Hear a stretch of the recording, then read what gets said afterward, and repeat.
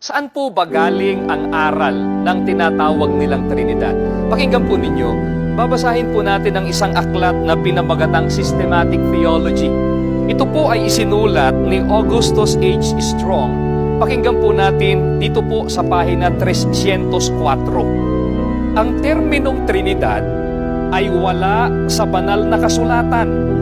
Ang pagkakakatha o pagkakaimbento ng katawagan ay ipinalalagay na gawa ni Tertulliano. Mga kaibigan, narinig po ba ninyo ang pahayag po nila?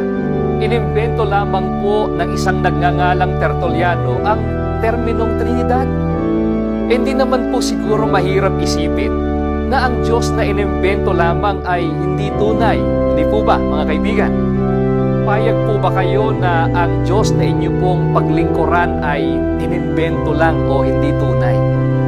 Peking Diyos po at hindi po tunay na Diyos ang Trinidad. Ang mga naniniwala riyan ang sinasabi po ng Biblia ng mga taong nahulog sa pagsamba sa mga Diyos-Diyosan. Ano pa po ang isang kapansin-pansin sa pag-aming ginawa ng mga nagtataguyod ng mga doktrina ng Trinidad? Sa isa pa po nilang aklat na pinamagatang God and Myself, An Inquiry into the True Religion, ganito po ang ating mababasa dito po sa pahina 118. Ang Trinidad ay isang kamangha-manghang misteryo na walang sino mang nakauunawa nito. Ang pinakamarunong na teologo, ang pinakabanal na papa, ang pinakadakilang santo, silang lahat ay nahihiwagaan dito tulad ng isang batang may 7 taong gulang. Mga kaibigan, hindi po ba kakatuwa ito?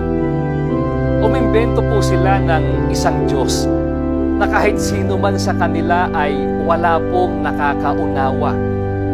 Kahit pa raw po ang pinakamarunong nilang teologo, ang pinakadakila nilang santo, ay nahihiwagaan daw sa tinatawag na Trinidad, gaya ng isang batang may 7 taong gulang. Paano nga namang maiintindihan ng sino man na iisang Diyos ang anilay 3 persona na pawang mga Diyos?